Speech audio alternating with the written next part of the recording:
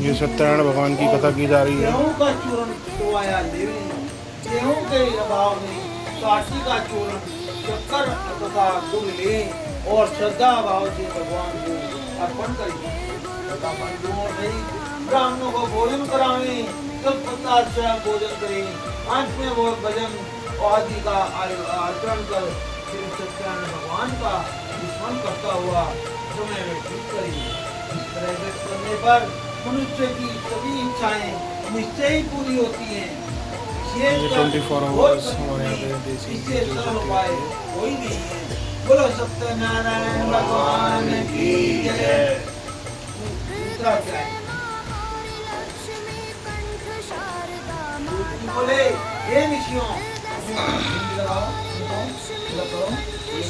ये ऋषियों जिन्होंने सबसे पहले इस व्रत को किया था, इसका इतिहास कहता हूँ, ध्यान से श्रवण करो।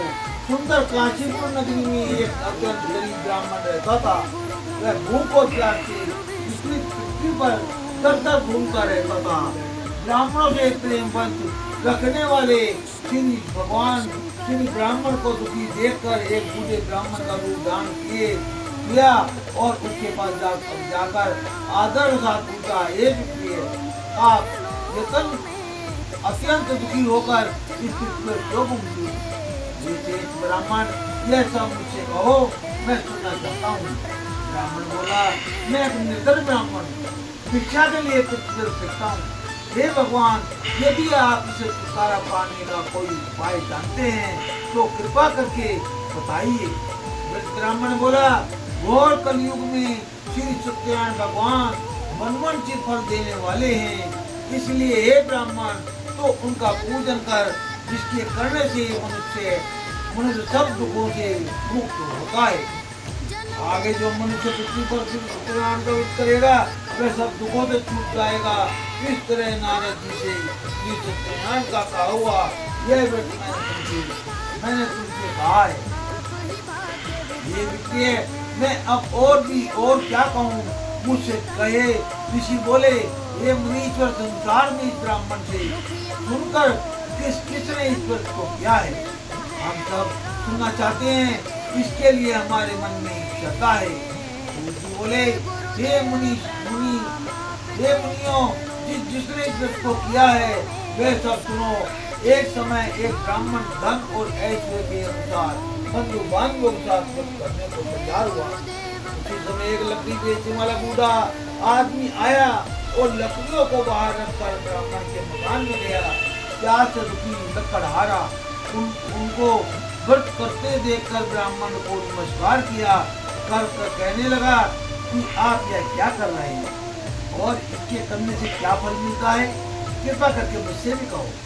ब्राह्मण ने कहा, सब मनोकामनाओं को पूरा करने वाला यह सत्यनारायण भगवान का व्रत है। बोला सत्यनारायण भगवान की जय। उनकी कृपा से मेरे यहाँ धन धान्य आदि की वृद्धि हुई है। ब्राह्मण से इस व्रत के बारे में जानकर लकड़हारा बहुत प्रसन्न हुआ। प्रसाद खाने के बाद अपने घर को गया। लकड़हारे ने अपने मन में इस प्रकार का संकल्प किया कि आज शाम में लकड़ी बेचने से जो धन मिलेगा उसी से भगवान सत्यनारायण देव का उत्तम व्रत करूंगा। यह मन में विचार कर वह बूढ़ा लकड़ा आदमी लकड़ियां अपने सिर पर रखकर जिस नगर में धनवान लोग रहते थे ऐसे नगर में गया। पर उसे उन लकड़ियों का दाम पहले दिनों से दोगुना मिल गया। तो वह बूढ़ा लकड़हारा दाम ले और अति प्रसन्न होकर पक्के केले की फली शक्कर घी दूध दही और गेहूं का चूर्ण इत्यादि भगवान के कुछ सामग्री लेकर अपने घर गया। अपने बांधवों को बुलाकर विधि के साथ श्री भगवान जी का पूजन और व्रत किया। उस व्रत के प्रभाव से वह बूढ़ा लकड़हारा गांध पुत्र आदि से युक्त हुआ और संसार के समस्त दुखों पर बैठ चला गया। बोलो सत्यनारायण भगवान की जय। प्रार्थना की हम सबका अपराध क्षमा कर दो भगवान। मांगा, फिर भी नहीं करा उसने, तो वहाँ पर सत्यनारायण भगवान इस व्रत से संतुष्ट हो गए और राजा चंद्रकेतु को स्वप्न में दर्शन देकर कहा, मेरा ज्ञानी के अनुसार ये आ गए छोटे उस्ताद। पूजा करूंगा, आपकी पूजा करूंगा, मेरी रक्षा करो और पहले के समान मौका में दस हो उसकी इच्छा हो जाती हूँ। वासु मामा भी आ गए। जाती हूँ मामा के साथ आए हो? कार्य पूर्ण कर। और कौन आया है? काय नानू? कलावती और साथ छोड़कर। अच्छा, क्या है देखो, आज गुरु पर्व के दिन देखो मौसा जी भी आ गए सत्यनारायण जी की कथा का आनंद लेने। उन्होंने बुलाया अपने पति को न देखकर रोती हुई जमीन पर गिर भगवान का प्रसाद त्याग कर बहुत दुख पाया। एक समय राजा वन में जाकर वन्य पशुओं को मारकर बड़ के नीचे पेड़ के नीचे आया। वहाँ उसने ग्वालों को भक्ति भाव से बंधु बांधवों से श्री सत्यनारायण जी का पूजन करते देखा, परंतु राजा देखकर भी अभिमान वंश वहाँ नहीं गया और न सत्यदेव भगवान को नमस्कार किया। जब ग्वालों ने भगवान को प्रसाद त्याग कर उसके सामने रखा तो वह प्रसाद को त्याग कर अपनी सुंदर नगरी में चला गया। वहाँ उसने अपना संपूर्ण सुवाद पाया तो वह जान गया कि यह सब भगवान सत्यदेव ने किया है। तो वे विश्वास कर उसी स्थान पर वापस गया और ग्वालों के समीप गया और विधि पूर्वक पूजन कर प्रसाद खाया। श्री सत्यनारायण की कृपा से पहले जैसा था वैसा ही हो गया और रूप में जन्म लेकर वो दशरथ होकर वैकुंठ को प्राप्त हुआ। साधु नामक का वैश्य ने परमात्मा में सत्य प्रतिज्ञा राजा मोर बनकर अपने पुत्र को आरे चीर कर मोक्ष को प्राप्त किया। महाराज तुम स्वयं मनु होकर भगवान ने भक्ति युक्त हो कर्म को कर मोक्ष प्राप्त किया। लक्कड़हारा भीड़ अपने अगले जन्म में भू नामक विशाल हुआ जिससे भगवान राम के जन्म की सेवा कर मोक्ष को प्राप्त किया। बोलो सत्यनारायण भगवान की जय। ओम जय लक्ष्मी रमण स्वामी जय लक्ष्मी रमण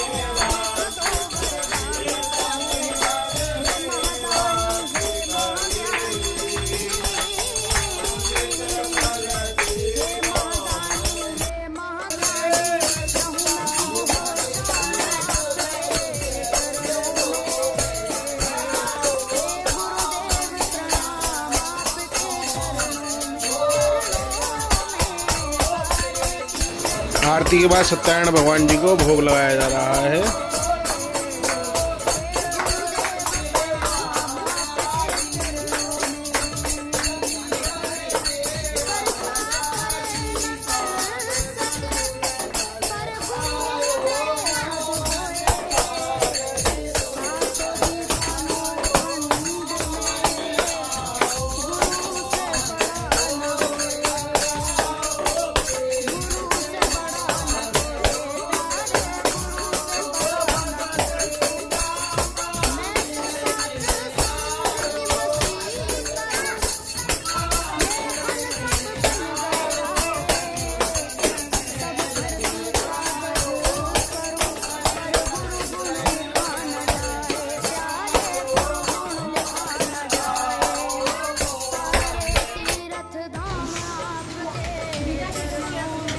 वाले पैर में नहीं रहा वरना चटनी में लगा।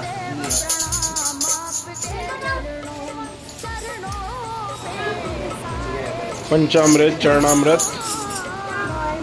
बना करके और साठी का चूर्ण मतलब के आटे को भून के उसका चूर्ण मीठा बना के और केले का भोग लगा करके भोग लगाया जा रहा है गुरु जी के द्वारा।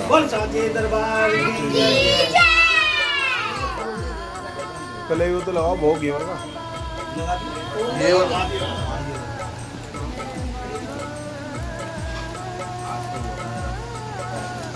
हम मिठाई भी लाए हैं। मिठाई भी लाए हैं। दादी का ना आईफोन आ गया 18। मामा बैठे अरे वो वाले सीरियल देखना है, दिल धड़कन तेरी धड़कन। नहीं देखना वो भाई फोटो खींचना है हमारे साथ में। उसमें एक बच्ची होती है, वो ना जागरण गाती है। अच्छा। बहुत ही अच्छा गाती है। आज क्या है ऐसे पूर्णिमा। पूर्णिमा है। मुझे याद है, मम्मा ने बताया।